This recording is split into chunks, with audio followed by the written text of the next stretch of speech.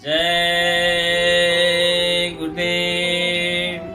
सभी सत्संगी भाइयों एवं सभी धर्म प्रेमियों को, सभी राम के भक्तों, कृष्ण के भक्तों, सभी मनुष्य मात्र को जो भी ईश्वर और ब्रह्म से लगन लगा के रखते हैं, ऐसे सभी के लिए यह सत्संग की धारा, यह अमृतवाणी जो गुरुओं ने बांटी है इस संसार में, जो आज तक के वेद शास्त्र ग्रंथों ने वर्णन किया है, ऐसे में गुरु की महिमा का वर्णन करते हुए हमारे महापुरुषों ने वर्णन किया है।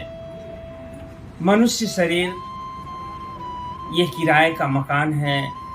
हमेशा महात्माओं ने आकर के इस सृष्टि में चताते रहे और गुरु की महिमा को गाते रहे और जीवात्मा के कल्याण के लिए गुरुओं के द्वारा बताए गए रास्ते पर चलने के लिए प्रेरणा देते हैं। सर्वप्रथम एक सीढ़ी है प्रभु को प्राप्त करने की, जैसा कि गोस्वामी दास जी ने लिखा कि बिन सत्संग विवेक न होई, नाम सदा संतन याधीना।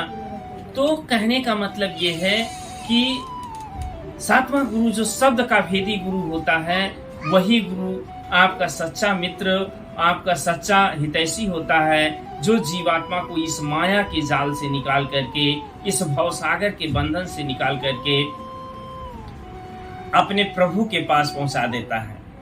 गुरु महाराज कहा करते थे कि हम आए वह देश से जहां तुम्हारो धाम, और तुमको घर पहुंचाओ ना एक हमारो काम। अब उन्होंने अपना परिचय दे दिया, कहा कि हम उस देश से आए हैं जिस देश से हम आप आए हैं, अर्थात जीवात्मा जहां से ये उतारी गई है। यही बात समझाने और बताने के लिए आए, क्योंकि हम सभी यहाँ आकर के माया की दुनिया में भूल गए। कहा गया है, संत महात्माओं ने बताया, यह तन विष की बेलरी, गुरु अमृत की खान। शीश दिए जो गुरु मिले, तो भी सस्ता जान। क्या है यह तन विष की बेलरी? महात्माओं ने बताया कि यह शरीर जो है विष यानी जहर, पॉइजन है। और क्या है? बेलरी है, यानी लता है, वृक्ष है, यानी उसकी हर तरह से फलने फूलने वाली है यह शरीर। अब कहोगे कैसे?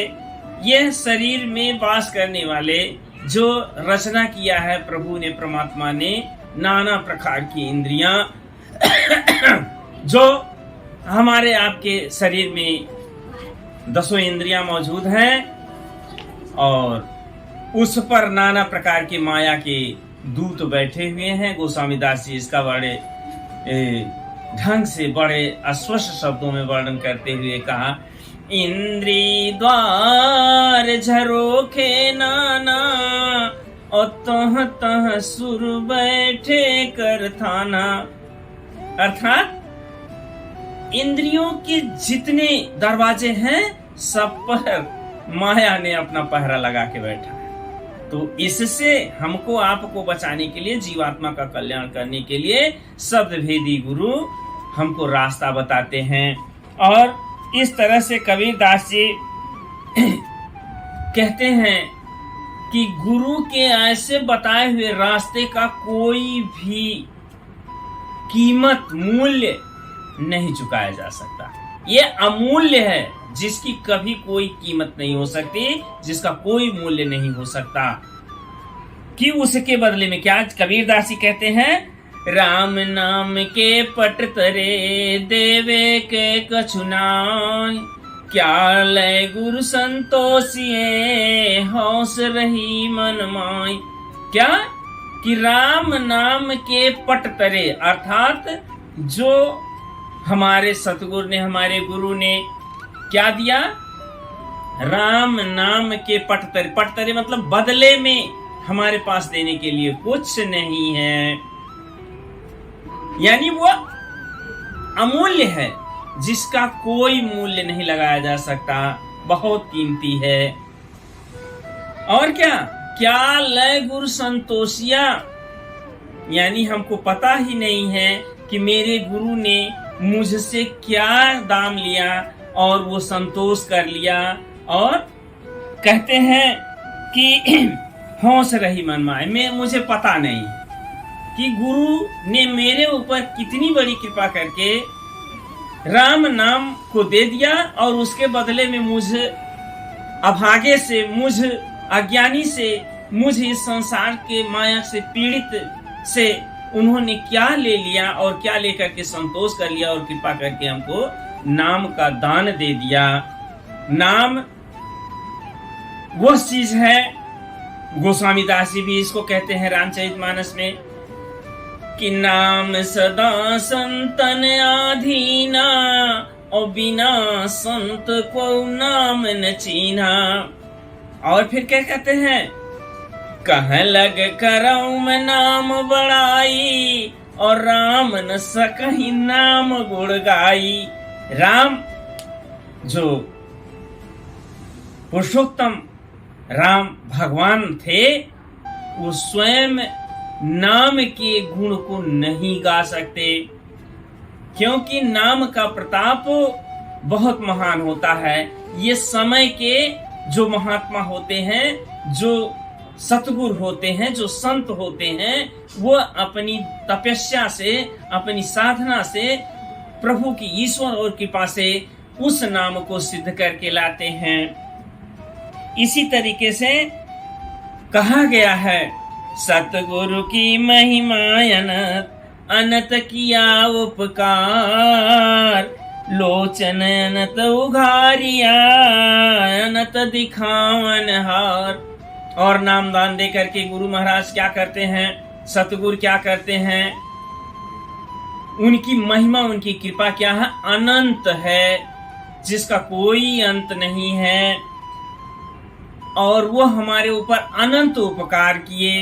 क्या किए कि लोचन अनंत उघारियां, यानी जो मेरा अनंत लोचन है, अर्थात दिव्य चक्षु जो है, जो हमारे जीवात्मा की तीसरी आई है, जो तीसरी आंख है, उसको इन्होंने क्या किया, खोल दिया। और जब खोल दिया तो हम क्या हो गए, त्रिनेत्र हो गए। और जब त्रिनेत्र हो गए तो ईश्वर की सारी रचना को हम देखना शुरू कर दिए। इस तरीके से गुरु की महिमा हम अपने शब्दों में या किसी भी शास्त्र के शब्दों में नहीं कह सकते हैं। जैसा कि कबीरदास जी ने बड़े सरल शब्दों में बता दिया कि जो है, सब धरती कागद करूं, लेखन सब बन राय, सात समुंदर की मसी करूं, गुरु गुण लिखा न जाए। क्या कर दिया, कबीरदास जी ने कहा कि सब धरती कागज करूं, यानी पूरी सृष्टि जो धरती की है, अगर इसको मैं कागज मान लूं, लेखन सब बन रहा है, और जितने पेड़ वृक्ष हैं उनकी शाखाओं की कलम बना डालूं, और क्या, जितने समुद्र हैं उन समुद्रों की मैं स्याही बना लूं, फिर भी गुरु की कृपा और गुरु का गुण लिखा नहीं जा सकता।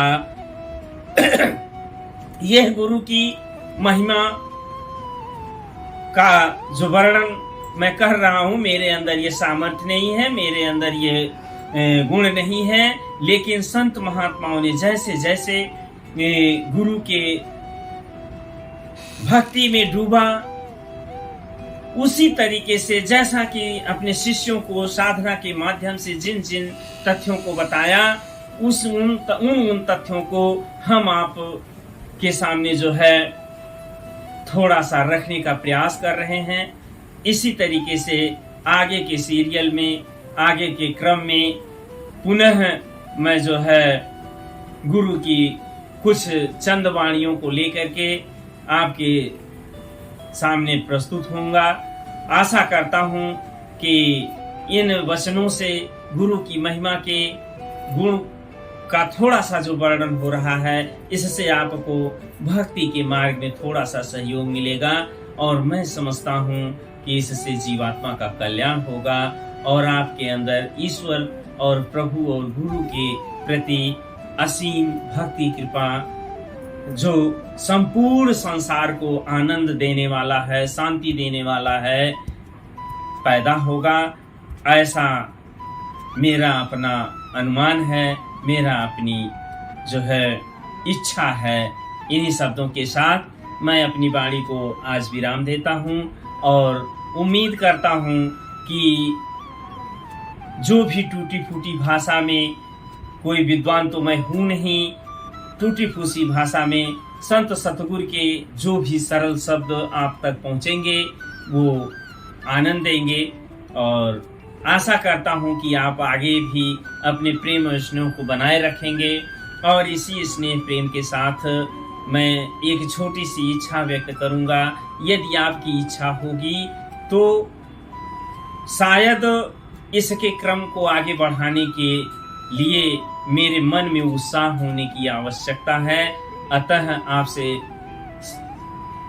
सविनय विनम्र निवेदन है कि यदि आप चैनल को सब्सक्राइब कर लेंगे तो मैं समझता हूं कि आगे क्रम में आपको गुरु की महिमा का वर्णन मिलता जाएगा। इन्हीं शब्दों के साथ सादर जय गुरुदेव।